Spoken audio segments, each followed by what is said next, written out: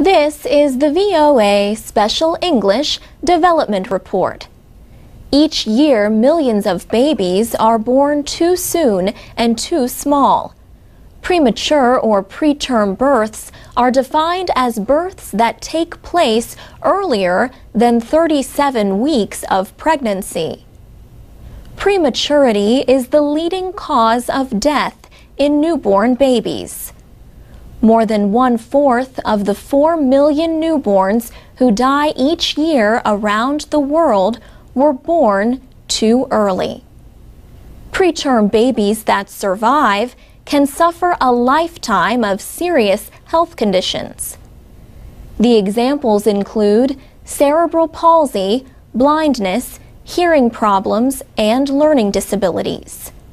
Families and communities face emotional, physical, and financial costs. Christopher Howson is the Vice President for Global Programs at the March of Dimes, a nonprofit group. His group and the World Health Organization recently published a report called The Global and Regional Toll of Preterm Birth. He said the crisis of preterm birth is under-recognized, undercounted, undervalued, and underfunded. This report shows that 13 million babies are born every year preterm, and that over 1 million of those babies die as a result of being born too early. And these are just estimates. The true numbers could be even higher. More than 85% of preterm births happen in Africa and Asia. Africa has the highest rate, with about 4 million cases each year.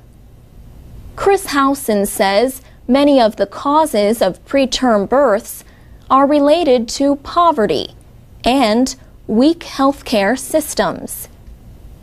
He says these include the poor overall health and nutrition of women, infectious diseases, lack of family planning, and the lack of good prenatal care programs that might identify problems early on in pregnancy. Preterm births are a problem not just in the developing world. The combined rate in the United States and Canada is the second highest in the world. Preterm birth rates in the United States have increased 36% in the last 25 years. There are 2 reasons for this: an increase in pregnancies among women over age 35 and an increase in the use of fertility treatments that can produce multiple births. One of the United Nations Millennium Development Goals for 2015 is to reduce death rates in young children by 2/3. Chris Howson says premature births must be reduced if that goal is to be met. What is being done about this issue? That will be our subject next week. And that's the VOA Special English Development Report. From VOA Learning English, this is the Technology Report in Special English. The shock of Superstorm Sandy exposed problems in New York and other areas hard hit by the storm. Sandy struck the northeastern United States in October, leaving hundreds of thousands of people without electricity. Officials blamed Sandy for over 100 deaths and more than $50 billion in property damage. The storm left about 8 million people without power for days. This included nearly 5 million people in New York State and New Jersey. Sandy flooded parts of New York City's subway system, and it affected other transportation.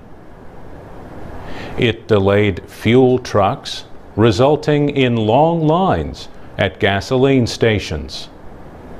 New York Governor Andrew Cuomo said Superstorm Sandy showed there were problems with New York's infrastructure. He said the failure of the city's public utility system is of real concern. He said the systems were built at different times and some need to be upgraded. The storm has led to calls for power companies to bury more electrical lines underground. But at least one expert says that did not help New York. Otto Lynch is with Power Line Systems in Wisconsin. He said New York lost power because power lines were underground. He said that means problems are harder to find. Otto Lynch is also a member of America's Infrastructure Committee at the American Society of Civil Engineers. The group released its last report on the nation's infrastructure in 2009. He said the report gave an average grade of D, a very low grade, to all of America's infrastructure. For VOA Learning English, I'm Mario Ritter. This is the VOA Special English Development Report. Millions of babies and children could soon be protected against the deadly disease, pneumonia.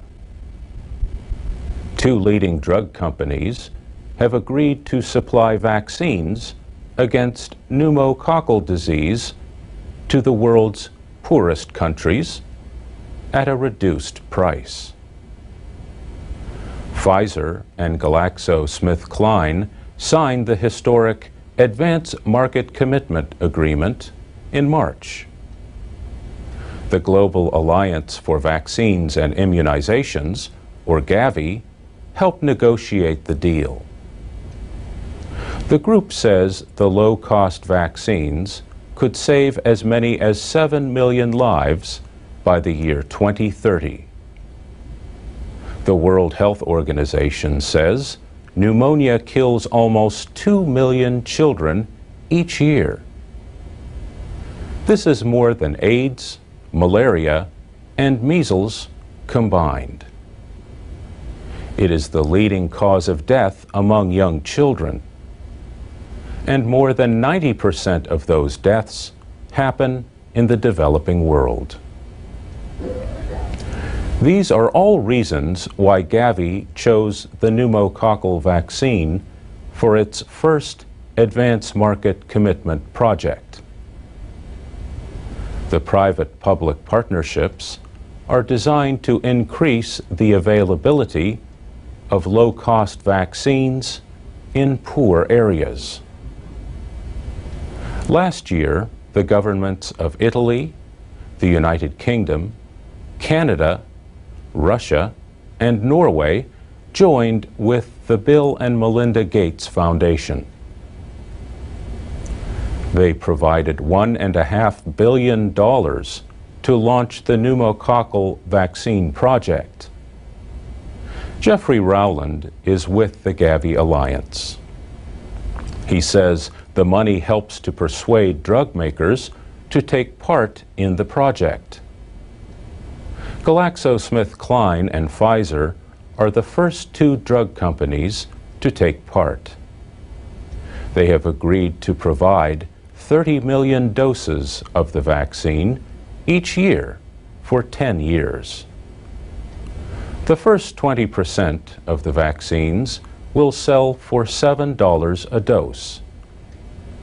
The remaining 80% will cost $3.50 per dose. That is 90% less than current prices in the United States. Mr. Rowland says the agreement is a huge achievement for the developing world. He says vaccination is a life or death question for poor people. If you can vaccinate a child to prevent a disease from happening, it is a lot more cost-effective than it is to treat that disease afterwards. And that's the VOA Special English Development Report. For transcripts and podcasts of our programs, along with captioned videos and a lot more, visit us at voaspecialenglish.com. You can also find us on Facebook.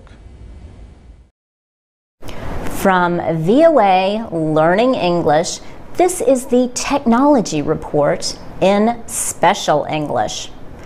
Probably the last place you would look for interactive media would be a graveyard. But a company called Aspetos has come up with a way to remember lost loved ones. Its workers in Austria are placing what the company calls quick response codes onto gravestones. This means that anyone with a smartphone can get information about the buried person by scanning a code on the gravestone. The family of the deceased has control over who can access the information. The company works with the family to decide what kind of information to provide about the deceased person. That information might include picture galleries, streaming video, the eulogy, and the obituary. Mourners can access the data with a smartphone directly at the grave area, and that data can be saved for future generations. The company says it wants to make the technology weather and disaster proof. Aspetos employees say this can be difficult. They have to use special techniques to protect the quick response code. This ensures that the code, which holds the data, cannot be destroyed or rubbed away. Vienna's Central Cemetery holds the graves of Austrian composer and pianist Ludwig van Beethoven. A monument honoring the Austrian composer Wolfgang Mozart is also there. There are no plans to tag these landmarks with codes, but that could happen in the future. Then, the thousands of visitors who come to pay their respects to these famous men would have more ways to remember them. For VOA Learning English, I'm Laurel Bowman.